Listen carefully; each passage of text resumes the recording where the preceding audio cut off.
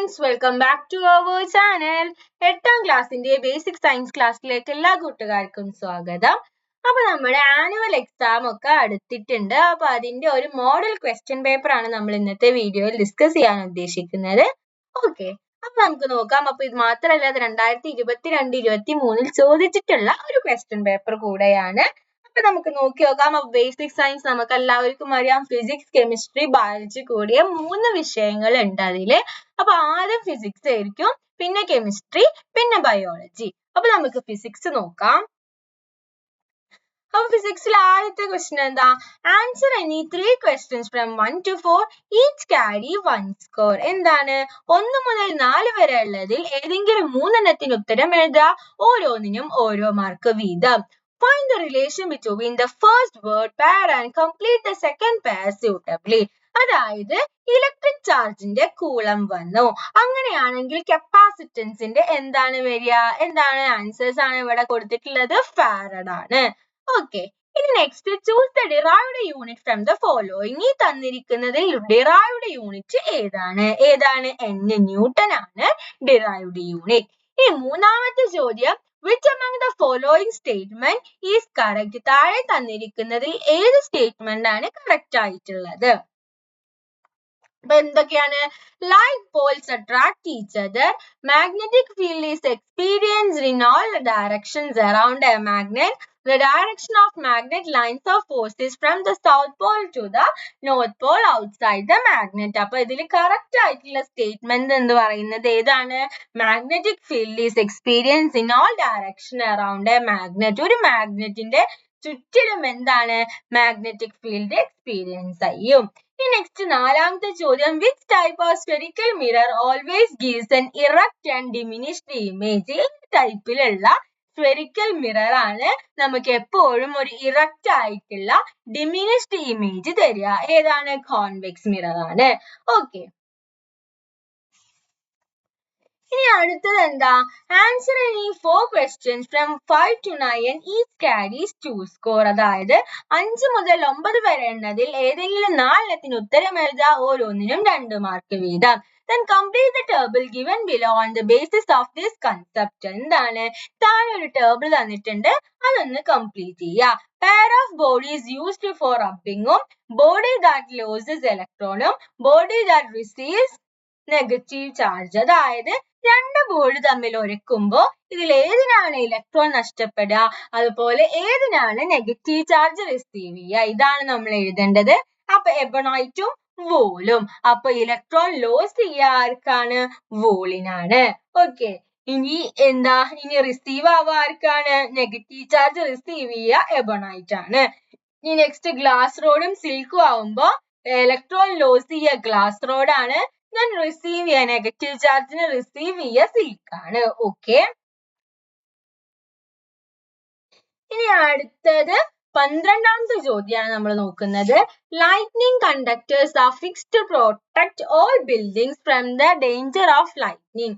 അപ്പൊ എന്താണ്? Lightning conductors എന്ത് ചെയ്യും? ഈ ലൈറ്റ്നിങ്ങിന്ന് സാധനങ്ങളിലൊക്കെ പ്രൊട്ടക്ട് ചെയ്യും. Pointed edges are used in lighting conductors. അപ്പൊ എന്താണ്? പോയിന്റിംഗ് കണ്ടക്ടേഴ്സ് ആണ്, പോയിന്റിംഗ് എഡ്ജസ് ആണ് ഈ ലൈറ്റ്നിങ് കണ്ടക്ടേഴ്സ് യൂസ് ചെയ്യുക. അതിന്റെ പിന്നിലുള്ള പ്രിൻസിപ്പിൾ എന്താണ്?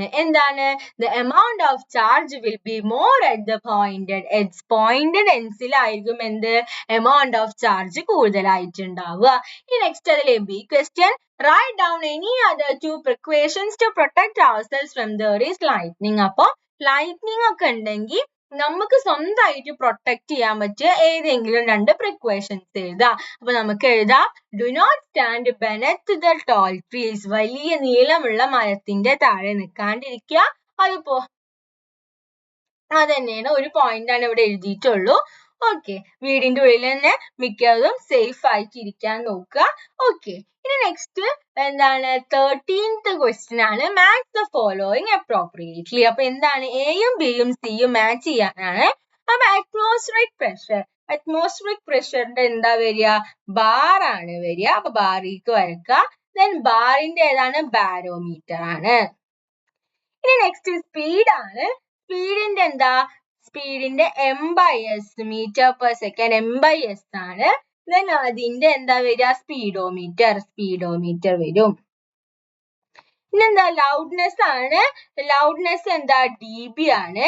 dB ഏതാണ്, ഡെസിബൽ മീറ്റർ. ഓക്കെ, അപ്പൊ ഇത്രയുമാണ് ഫിസിക്സ് ക്വസ്റ്റ്യൻ പേപ്പറിൽ നമുക്ക് ഡിസ്കസ് ചെയ്യാനായിട്ടുള്ളത്. ഇതിലത്തെ ഒരു പേജ് മിസ്സിംഗ് ആണ്. ഓക്കെ, ഇനി നമുക്ക് അടുത്തത് നോക്കാം, കെമിസ്ട്രി നോക്കാം. കെമിസ്ട്രി ക്വസ്റ്റ്യൻസ് സ്കോർ 20ലാണ്, ടൈം 40 മിനിറ്റ് ആണ്. ആദ്യത്തെ അതുപോലെ തന്നെ 1 മുതൽ 4 വരെയുള്ള ചോദ്യങ്ങളിൽ ഏതെങ്കിലും 3 എണ്ണത്തിനും ഉത്തരം എഴുതുക, ഓരോന്നിനും ഓരോ മാർക്ക് വീതം. അതിലെ ആദ്യത്തെ question, which one of the following solids changes directly into gas without melting into liquid on heating? Heat ചെയ്യുമ്പോൾ ലിക്വിഡ് ആവാണ്ട് സോളിഡ് നേരെ ഗ്യാസ് ആവുന്നത് ഇതിലേതാണ്?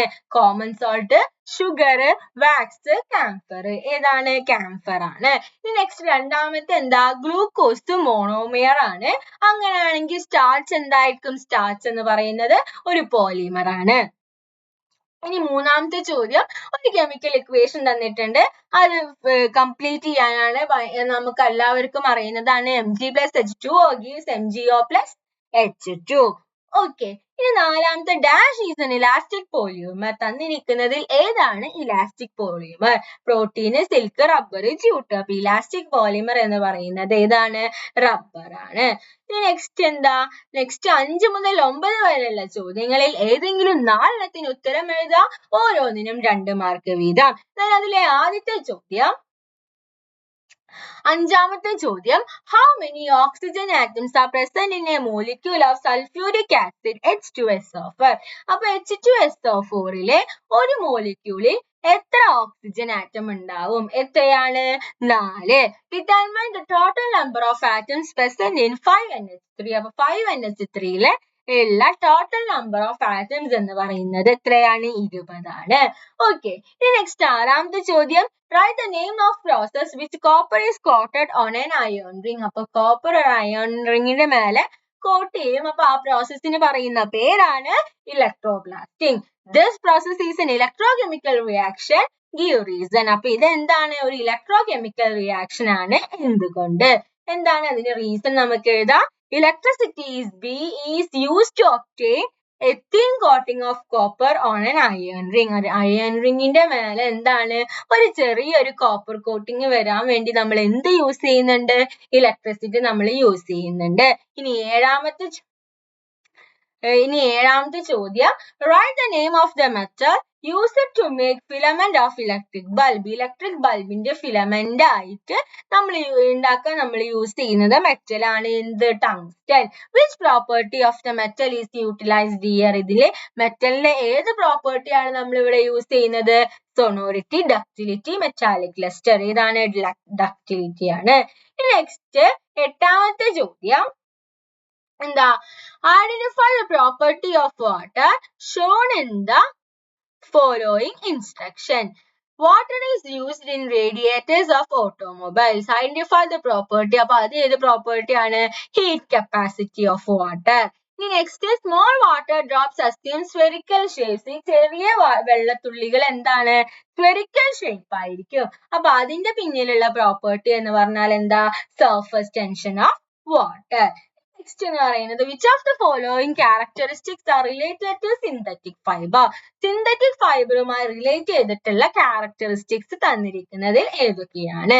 Can be dried easily on getting wet, high aeration, low durability, wrinkle free. അപ്പൊ ഇതിൽ ഏതാണ്? Can be dried easily-യും അതുപോലെ wrinkle free-യും നമുക്ക് എഴുതാൻ പറ്റും. ഇനി എന്താ? ഇനി 10ാമത്തെയാണ്. Answer any 3 questions from 10 to 30. Each carries 3 scores. 10 മുതൽ 13 വരെയുള്ള ചോദ്യങ്ങളിൽ ഏതെങ്കിലും 3 എണ്ണത്തിന് ഉത്തരം എഴുതുക, ഓരോന്നിനും 3 മാർക്ക് വീതം. അപ്പൊ ആദ്യത്തെ ചോദ്യം, 10ാമത്തെ ചോദ്യം, analyze the table and answer the question given below. അപ്പൊ കൂട്ടുകാരി ടേബിൾ നന്നായി ഒന്ന് അനലൈസ് ചെയ്യുക. Mixture A, mixture B, mixture C ആണ്. Which one of the given mixtures present a true solution? അപ്പൊ തന്നിരിക്കുന്നതിൽ ട്രൂ സൊല്യൂഷൻ എന്ന് പറഞ്ഞാൽ നമുക്ക് വായിച്ചാൽ കിട്ടും. ആരാണ്? മിക്സ്ചർ C ആണ്.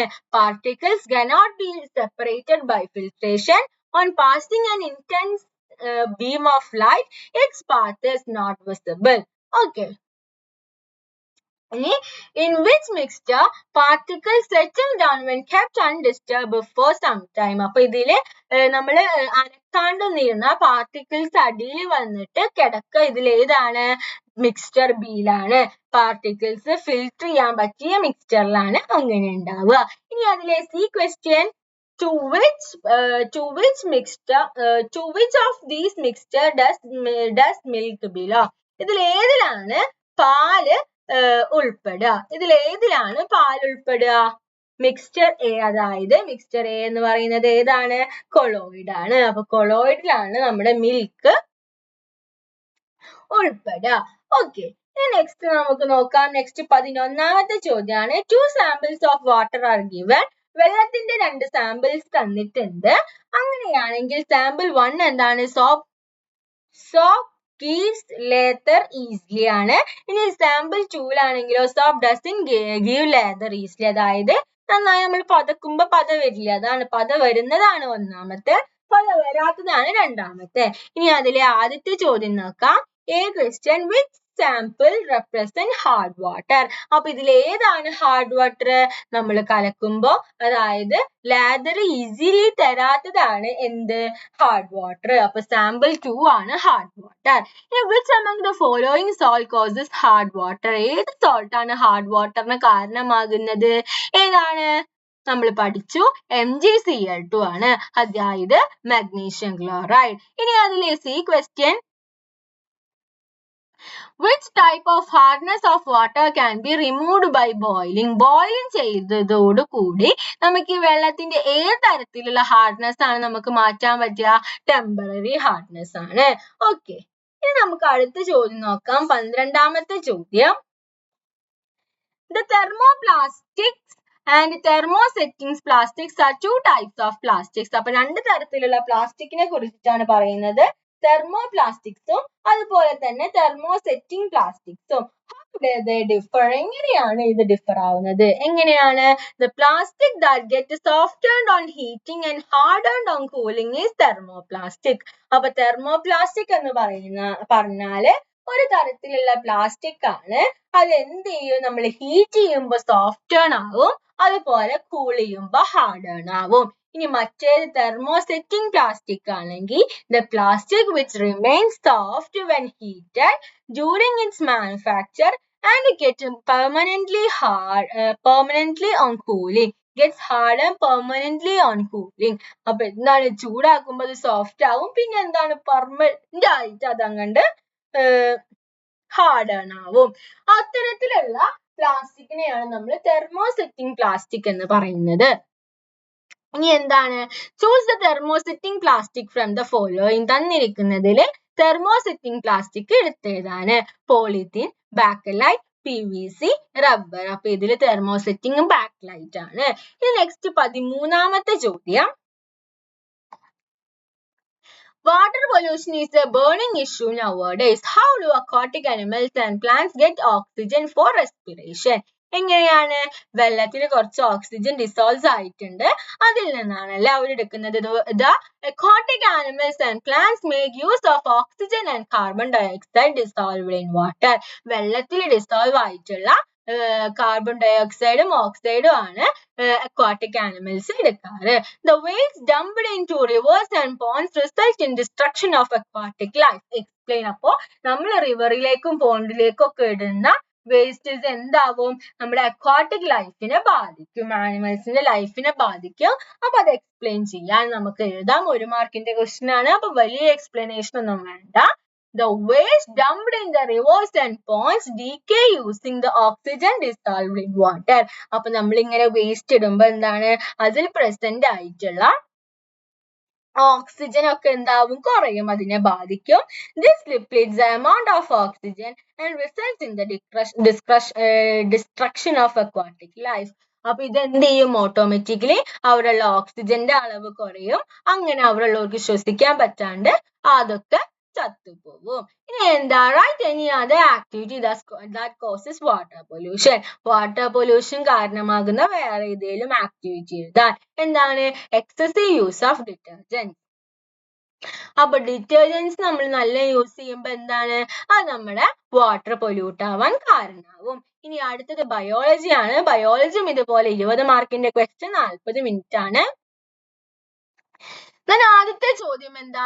1 മുതൽ 4 വരെയുള്ള ചോദ്യങ്ങളിൽ ഏതെങ്കിലും 3 എണ്ണത്തിന് ഉത്തരം എഴുതുക. ഓരോന്നിനും ഓരോ മാർക്ക് വീതം. Choose the cell organelle which is in plenty in glandular cells. Glandular സെൽസിൽ ധാരാളമായി കാണപ്പെടുന്ന സെൽ ഓർഗനൽ ഏതാണ്? Mitochondrion, ribosome, Golgi complex, endoplasmic reticulum. അപ്പോ ഇതിൽ കറക്റ്റ് ആയിട്ടുള്ള ആൻസർ ഏതാണ്? Golgi complex. ഈ രണ്ടാമത്തെ identify the word pair relation and fill in the blanks. Ovary oestrogen ആണ്. അങ്ങനെയാണെങ്കിൽ ടെസ്റ്റിസ് എന്ത് വരും? ടെസ്റ്റോസ്റ്റെറോൺ വരും. ഇനി മൂന്നാമത്തെ identify the odd and write the common features of others. ഇതില് ഓഡ് 1 എഴുതാന്ന് വെച്ചാൽ ഇത് എഴുതുക, ബാക്കിയുള്ളതിന്റെ കോമൺ ഫീച്ചേഴ്സ് എന്താണെന്നും എഴുതുക. Nilgiri tahr, lion tailed macaque, dodo, Malabar civet cat. അപ്പൊ ഇതിൽ കോമൺ ഔട്ട് എന്ന് പറയുന്നത് ഡോഡോ ആണ്. കാരണം എന്താ? ബാക്കിയൊക്കെ എന്താണ്? Others are on the verge of extinction. അപ്പൊ ബാക്കിയുള്ളതൊക്കെ എക്സ്റ്റിങ്ക്റ്റ് ആവാൻ വേണ്ടി നിൽക്കുന്നതാണ്. ഡോഡോ എന്ന് പറയുന്നത് ഓൾറെഡി എക്സ്റ്റിങ്ക്റ്റ് ആയിട്ടുണ്ട്. ഓക്കെ, ഇനി എന്താ? ഇനി അടുത്തത് 4ാമത്തെ ചോദ്യമാണ്. 4ാമത്തെ ചോദ്യം choose the correct pair from the following. തന്നിരിക്കുന്നതിൽ കറക്റ്റ് പെയർ ചൂസ് ചെയ്യുക. Community reserves Peppara, national park Silent Valley, biosphere reserves Wayanad, wildlife sanctuary Periyar. അപ്പൊ ഇത് കറക്റ്റ് ആയിട്ടുള്ളത് എന്താന്ന് വെച്ചാല് നാഷണൽ പാർക്ക് സൈലന്റ് വാലിയും അതുപോലെ തന്നെ വൈൽഡ് ലൈഫ് സാങ്ച്വറി പെരിയാറും. ഓക്കെ, ഇനി നെക്സ്റ്റ് എന്താണ്? 5 മുതൽ 9 വരെയുള്ള ചോദ്യങ്ങളിൽ ഏതെങ്കിലും 4 എണ്ണത്തിന് ഉത്തരം എഴുതുക. ഓരോന്നിനും 2 മാർക്ക് വീതം. Correct the mistakes if any in the underlined part of the given statement. Zoological gardens are example of in situ conservation. Community reserves are areas protected with the participation of the public. Biosphere reserves are designed to protect wildlife along with the protection of historical monuments, natural resources of an era. അപ്പൊ ഇതിന് mistake ഉള്ളത് ഏതാന്ന് വെച്ചാല് zoological gardens are example of in situ അല്ല, എന്താണ്? ex situ conservation ആണ്. Okay, അപ്പൊ അതാണ് ഇതിലെ മിസ്റ്റേക്ക്. അപ്പൊ അത് കറക്റ്റ് ചെയ്യുക. ഇനി നെക്സ്റ്റ് 6ാമത്തെ ചോദ്യം എന്താന്ന് വെച്ചാല് സ്റ്റേറ്റ്മെന്റ് അനലൈസ് ചെയ്യുക, താഴെയുള്ള ക്വസ്റ്റ്യൻസിന് ആൻസർ ചെയ്യുക. The scientific name of dog is Canis familiaris. അപ്പൊ ഡോഗിന്റെ സയന്റിഫിക് നെയിം എന്ന് പറയുന്നതാണ് കാനിസ് ഫാമിലിയാറിസ്. അങ്ങനെയാണെങ്കിൽ how is the method of giving scientific names to organisms known as. അപ്പൊ ഇങ്ങനെ ഓർഗാനിസത്തിന് പേര് കൊടുക്കുന്നതിന് നമ്മൾ എന്താണ് പറയുക? Binomial nomenclature. Next, what does the word canis and familiar in the scientific name indicate? അപ്പൊ ഈ canis and familiaris എന്താണ് ഈ സയന്റിഫിക്കലി ഇൻഡിക്കേറ്റ് ചെയ്യുന്നത് എന്ന് വെച്ചാല് canis എന്ന് പറഞ്ഞാൽ അതിന്റെ ജീനസ് ആണ്, then familiaris എന്ന് പറഞ്ഞാല് അതിന്റെ സ്പീഷീസ് ആണ്. ഓക്കെ, next 7ാമത്തെ ചോദ്യമാണ് analyze the news report and answer the questions. The Ministry of Health has launched a project to supply iron tablets to 13 crores of students coming under the age of 10 to 19 years. This project is launched to cure which diseases? അപ്പോൾ ഈ തന്നിരിക്കുന്ന news ഏത് disease cure ചെയ്യാൻ വേണ്ടി വന്നതാണ്? ഏതാണ്? Anaemia. Okay, next, what is the role of food habits to overcome this situation? അപ്പൊ ഈ ടൈമിലുള്ള ഈ അനീമിയയുടെ ടൈമിൽ നമ്മുടെ ഫുഡ് ഹാബിറ്റ്സ് എങ്ങനെയായിരിക്കണം? Include iron rich food items in the diet. നമ്മൾ എന്ത് ചെയ്യണമെന്ന് വെച്ചാൽ നമ്മുടെ ഡയറ്റിൽ iron rich food items include ചെയ്യണം. ഓക്കെ, ഈ നെക്സ്റ്റ് അടുത്ത ക്വസ്റ്റ്യൻ എന്താ?